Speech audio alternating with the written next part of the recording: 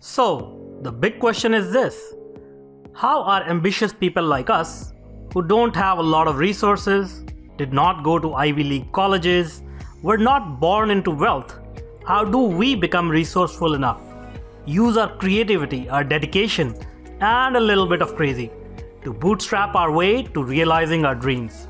Whether it is launching a new company, launching a new app, or making it to the top of the corporate ladder.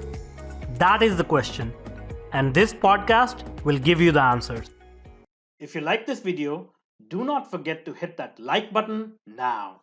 Or if you want us to improve our content, go ahead and hit the thumbs down button and give us your feedback in the comment section below. Here at Tetranoodle, we are passionate about entrepreneurship, technology, and innovation.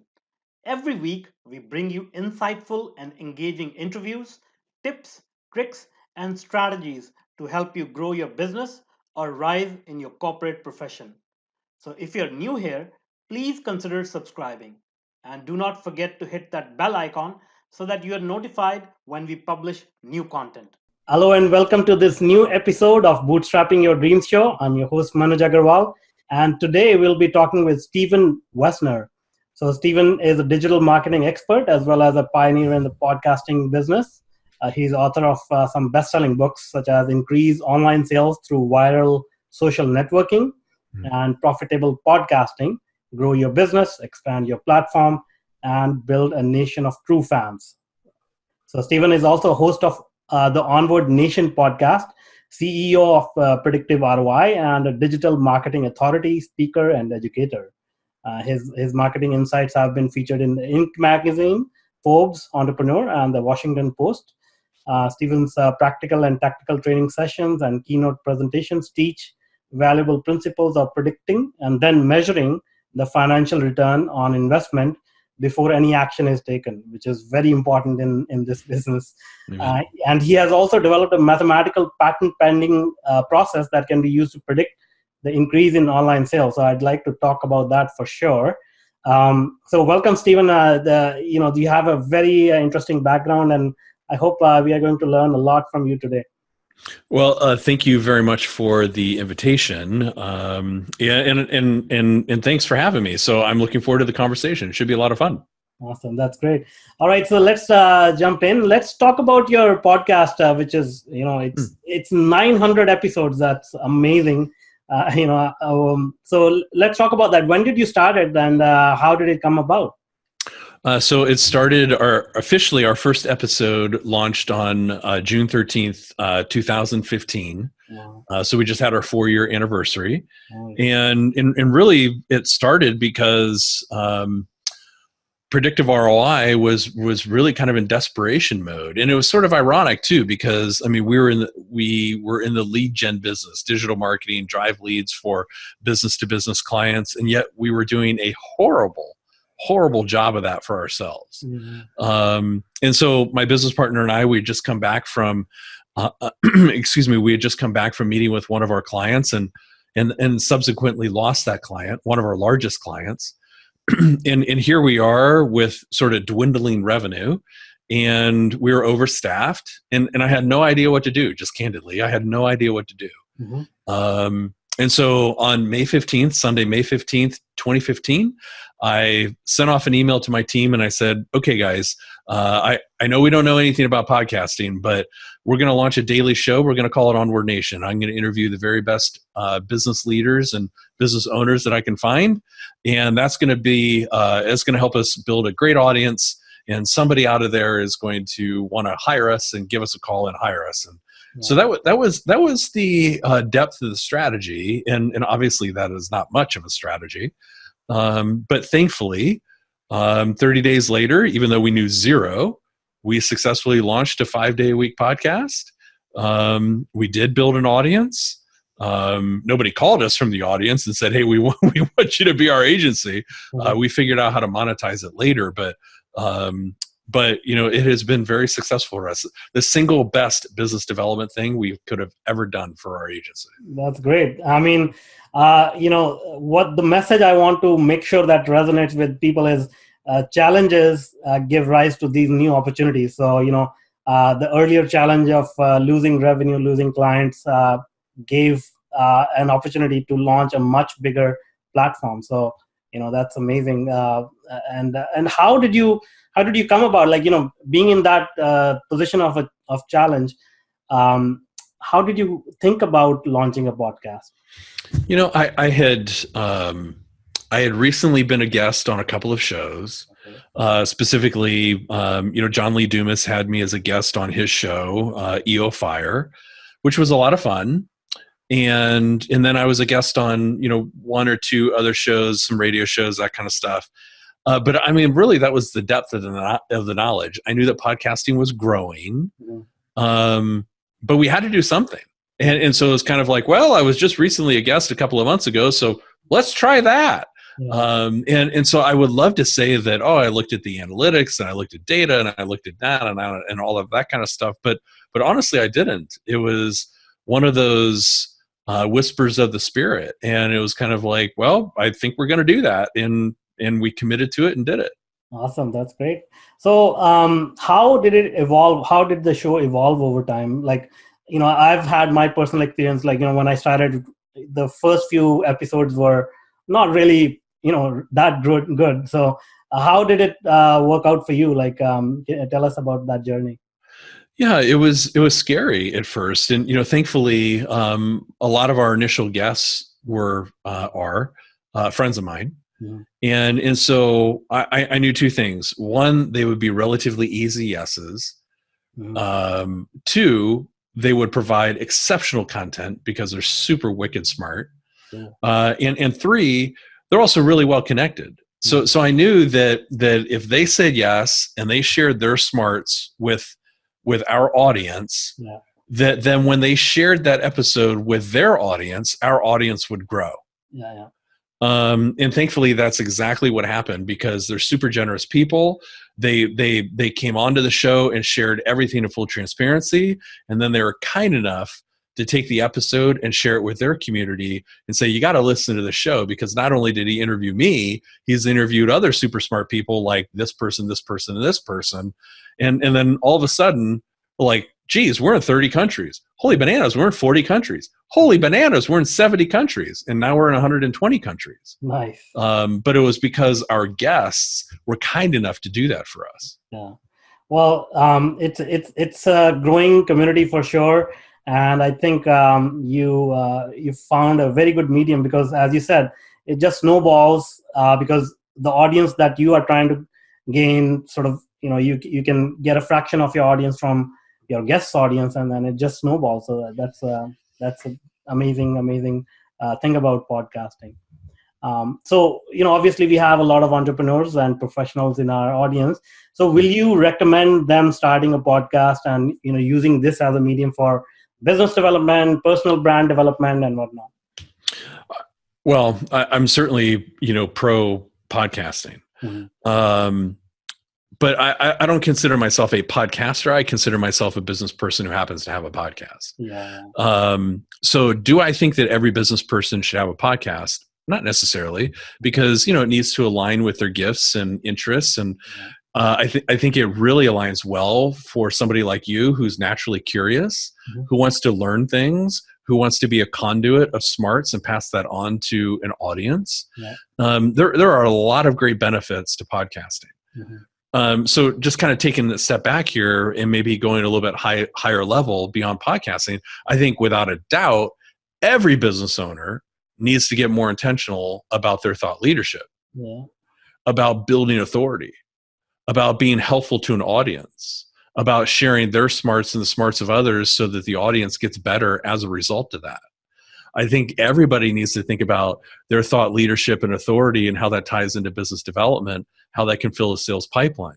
Yeah. I think every business owner absolutely ought to be thinking about that, whether that's podcasts, whether that's YouTube, whether that's a blog, whether that's write a book, doesn't matter. Getting really intentional about how they can be helpful to an audience.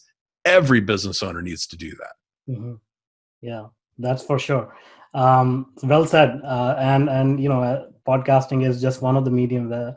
So now let's talk about, having launched the podcast, getting traction. How did you figure out how to make money out of it? Because as you said, your initial strategy of getting direct clients did not work out maybe initially. But so how did you turn things around? Yeah, in here again, I would love to say that it was this grand strategy that we had, but it wasn't that. So what ended up happening was a couple of months after the show was live, we had one of our guests come to me and say, "Hey, could you do that for me?" I'm like, "Do what for you?" And he's like, "Oh my gosh, seriously, could you build me a podcast? Mm-hmm. Onward Nation's cool. It's awesome. Could you do that for me? I'm interested in doing that for my business." Mm-hmm. And so we thought, yes, we can. Absolutely, we can do that for you. And so we did, and we made a little bit of money, and we didn't kill ourselves, and sort of figured out kind of a process. Mm-hmm. And then a couple months after that show was launched, the same business owner came back to me. His name is Drew McClellan, and he's the CEO of Agency Management Institute. Mm-hmm. And he said, "Look, the podcast you built for me, it's awesome. Your podcast is awesome. Mm-hmm. Why in the world are you not doing that for other people?" And I'm like, Who would we do it for? Yeah. And he's like, "Oh, for Pete's sake, you at that point, I interviewed a couple hundred people." And he's like, "Why don't you go back to people who said yes to being a guest on your show? They're clearly business owners who are sort of aligned with podcasting since they've already been a guest, and ask them if they'd like to have their own show." And I'm like, "Oh my gosh, that's brilliant." Mm-hmm. So we called it the Trojan Horse of Sales. And guess what? I sat down and sent out 23 emails one Sunday in mid-November of 2015. Yeah. I sent out 23 emails. 16 people said yes, they'd have a phone call with me. 6 people bought it. Wow. So in literally a few weeks, we sold $223,000 worth of podcast services. Wow. Yeah. And I said, holy bananas. We are onto something. And so we completely changed and pivoted the company, Predictive, and Onward Nation became our Trojan horse of sales. Mm-hmm. And to date, it's driven $3 million in business development into Predictive. Nice. Wow. It's unbelievably awesome. Amazing. All right. So now let's talk some tactics maybe. So, if you're willing to share, like, what do you do Sure. to actually, as you put it, build this Trojan horse? Like, is there a specific call to action, or how do you build that funnel? Okay. So first it's getting super intentional mm-hmm. about who you're inviting to be a guest on your show. Yeah. And making sure that they fit what we like to call the Dream 25 avatar. They're thinking in kind of in the business to business kind of frame here. They are a client that you would like to be doing business with, but for whatever reason have not received an at-bat yet. Yeah. So you build that list. Yeah. And then you invite them to be a guest on your show. Mm-hmm. And you invite them to be a guest on your show because they're super smart. They've had a great track record. They could really add value to your audience. They're a generous person. They might be an existing thought leader, right? Mm-hmm. And so, hey, would you be a guest on my show? I really admire your career. What you did with that strategic transaction when you acquired that company, that was amazing. I don't know how you ever thought of that idea. Would love to learn more about it. Yeah. Would you share that with my audience? I think they could learn a lot from you if you'd be kind enough to share. Yeah. That person says yes, comes onto your show. You have a rockin' awesome interview. You air the episode. You tag that person in social so they get all those notifications on the day that it airs.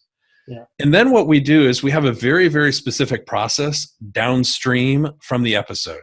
Okay. So 30 days after the episode airs, they get a gift from us. It's a framed quote of something smart that they shared. And it's in a beautiful box. It's an elegant frame. It's matted. It's gorgeous. It looks like something that they would be honored to put on their desk or hang on their wall. And it has absolutely nothing to do with Onward Nation. And it is all about them 100% of the time. Yeah. Then 30 days later, we share a book. 30 days later after that, with a handwritten note from me. 30 days after that, they get featured in an ebook along with 2 other guests. Awesome. 120 days after the episode, they might get a box of cookies from us with their logo on it. A few days after that, or 30 days after that, they'll get featured in our e-newsletter. Then a long-form LinkedIn post. We'll feature them in some video work. So there's a schedule every 30 days where they're getting featured in something. Awesome. That's great. Now, and then after that, I'll reach out to him and say, hey, when you came onto the show, first of all, again, thanks. We had an awesome conversation. Yeah. And when you came onto the show, you mentioned X, and that made me think about Y. And we do Y here at Predictive ROI really, really well. Mm-hmm. Say, is there a day or time next week that we can sit down and talk about that? Yeah. That person is likely going to say yes because of everything that we have done to invest in that relationship. Awesome. That's great. That's how it works. Yeah. Very, very good insight. That's eye-opening for sure. So now let's talk about, podcasting industry in general. How have you, what is your perception about the quality of shows? Is there the quality increasing over time, or is it getting more sort of egocentric in terms of, the content that's put out there? Yeah, I think there are some exceptional shows. Mm. I think the vast majority of the shows are not good. Mm. So I think there are definitely more shows, and not every show can be good. Yeah, for sure. Right. But I think that's great for like your show. I mean, you're in the top iTunes ranking. Why? Because it's a good show. You ask good questions. You have great guests. Awesome. Mm-hmm. And not everybody can be in the top, 200 or top 150, I think is where you're at. Not everybody can be that, but the cream rises to the top. Right. Yeah. And so even though there's more shows, I think there's still just a handful of really good shows. Yeah, true. So what are some of your insights? Like, obviously, getting the right guests, smart people on the show, asking the right questions. Apart from that, is there any other tips or tricks or secrets that you have to rise in the ranks? Yeah, so iTunes evaluates the quality of the episode, and they, at least to my knowledge, hold that in pretty high regard. Mm. So the show has to be good, or it will never make it onto the rankings, like ever. So that's the first thing. So for your listeners who are thinking about having a podcast, make sure that it's not, I'm going to flick on a microphone and I'm going to record some audio and I'm going to throw it on iTunes and now I'm going to be an iTunes rock star. That it does not work that way. Yeah. So you need a strategy. You need to be really good and really mindful and have great guests and all the things you just said. And then making sure that you reach out to your audience and say, I'd be grateful if you could give me a rating and review. Mm-hmm. And not just a rating. It would really mean a lot to me if you could write me a review. Yeah. And then every 60 days, asking your audience to do that, obviously taking them out of the list if they've already done it, so that you can start to build the reviews. I know that you've been successful in getting some reviews, and it's critical. It is the lifeblood of the iTunes ranking. Cool. So then beyond that, it is, as far as building audience, I know several business owners who have invested thousands of dollars in promoting episodes on social. Mm-hmm. I would not suggest that your audience does that. Mm-hmm. I would really suggest focusing on good quality audio, ratings and reviews, and then asking guests to take that episode into their network and making it easy for them to do that. Pre-formatted social media links, all of the artwork, snippets of email tags, things that they can just copy paste really easy and be your greatest advocates, because they will do that. Awesome. Those are great tips. Thanks a lot. Now let's talk about the psychological aspect of, putting yourself out there. It takes a lot to, to be on camera or even on the mic and put your voice and face out there. How do you, did you have any issues with that, and how did you overcome them? Oh my gosh, I had a ton. I was scared to death. I mean, thankfully, episode number 1 is with Scott McCain, and an incredible speaker, member of the National Speakers Association Hall of Fame. I mean, BMW hires him for his insights around distinction. I mean, the guy is a rock star. And thankfully, he also happens to be a good friend. And so he said yes to be, nobody wants to be the guest of episode 1. Yeah. He was kind enough to say yes. And I was so nervous. I was awful And thankfully he was great. I mean, I knew that he would be great, but I was terrible. I was so nervous. Yeah. And it took me, because I'm probably a little bit slower learner than everybody else. It took me to episode 77 until I felt confident. Nice, nice. Yeah, I mean, I can share similar stories. Like, as I said, first few episodes were not really good, but the content was not bad. But I think the message is, you just do it, and then don't worry about how terrible it is. Just get it going, and then you learn and improve over time. And the 50th episode will be much better than the first one, and so on. Yeah, and I also had people around me who were willing, because they cared about me, they were willing to kick me out of the nest. Mm-hmm. So, for example, last May, so this would have been May of 2018, we launched our YouTube series, so a weekly YouTube series. And I had shared going into 2018 on Onward Nation, like in December of 2017 and then January 2018, hey, this is big. This is something we're going to do. This is like this big thing, this next level of, sharing content. We're going to build out a YouTube series. And I started talking about it for a couple of months. And then Catherine on our team, Catherine Bessler, who's our director of content marketing, came to me and said, when are we launching that? Yeah. And I kept dragging my feet because I didn't want to be on video. Yeah. I started getting scared about it. I'm like, oh, I got to talk into a camera. This is going to be dumb. Anyway, until she said, look, you promised, you said, you've been talking about it for a long time in Onward Nation episodes. Yeah. You're going to get this darn thing launched by May 3rd, 2018, or there's going to be hell to pay. Actually, she didn't say it quite that eloquently. I felt a little fear when she said it to me. And so I'm like, okay, I better get this thing done, or else, I'm letting a lot of people down. I broke my promise. Yeah. And so, there is a huge benefit to having people in your inner circle who care about you and who will speak to you in a way that holds you accountable. I think every business owner needs that type of person. Yeah, for sure. And that was a good strategy to make that commitment so that people can have leverage and force you to do that. So yeah. All right. So how do you frame your mistakes? Like, what kind of mistakes did you make, and what lessons did you learn from them? So mistakes within with respect to the podcast? Yeah, sure. It could be even before you started the podcast, due to which you lost clients. Anything that we all make mistakes, especially in our entrepreneurial journeys, right? Yeah, I think oftentimes this will sound a little bit generic, and then I'll try to kind of break it down and make it a little bit more tactical or helpful, I guess. I think oftentimes the mistakes that are made is because we just didn't listen. It's like all the evidence was there, all the data points were there, but for whatever reason, we just didn't listen. Yeah. And so I make mistakes all the time. And when I think back, I'm like, oh, well, it's miscommunication.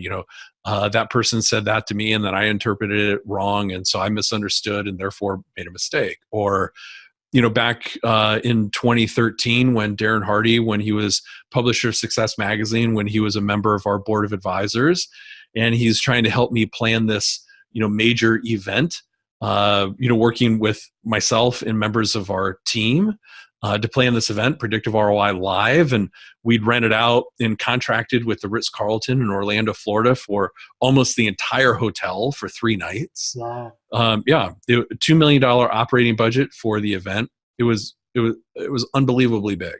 Nice. And he kept saying to me, during all our phone calls and when we get together in person, hey, why would anybody want to go to this thing?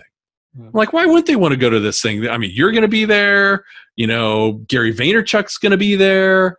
Don Yeager's going to be there. Scott McKain's going to be there. Why would anybody want to go to this? He's like, you're crazy. If you think someone's going to pay $8,000 and come and listen to me and Gary talk, you're nuts. And I'm like, what? And so every month or every few weeks, he kept asking me the question, the value proposition question, and I ignored it. To the point where when we opened it up for sale, we sold three. We sold 3 seats. Wow. We were expecting 350. Wow. So we ended up having to cancel the event. It cost Predictive ROI $200,000 in cash. Wow. Not awesome. Yeah. And why? Because I refused to listen to what the lesson that Darren was trying to teach me over and over and over again, and I refused to listen. Yeah, yeah, that's amazing. Amazing story. All right, now before we run out of time, I want to talk about that patent pending formula or model that you have come up with. So tell us a little bit about that. Well, it's actually, I mean, it sounds great. It's really not that complicated. Mm-hmm. So, back in, actually the roots of it are back in 2008, 2009, when I really started getting much deeper into search engine optimization, which I guess it had started in 5 and 6, but in really trying to reciprocitize it, like come up with a series of steps that any business owner could actually use, even if they weren't like some sort of techno wizard. Mm-hmm. How could somebody really approach search and do well within Google? Yeah. And so we came up with 15 steps, wrote a book about it, and it was the first book that I wrote, The Small Business Owner's Handbook to Search Engine Optimization. And what's funny is although most SEO experts today wouldn't tell you this, Mm-hmm. is that those common 15 steps, now some of them you can't use today because truly the algorithm has changed or formatting has changed, that kind of stuff, whatever. Yeah. But largely most of them still work.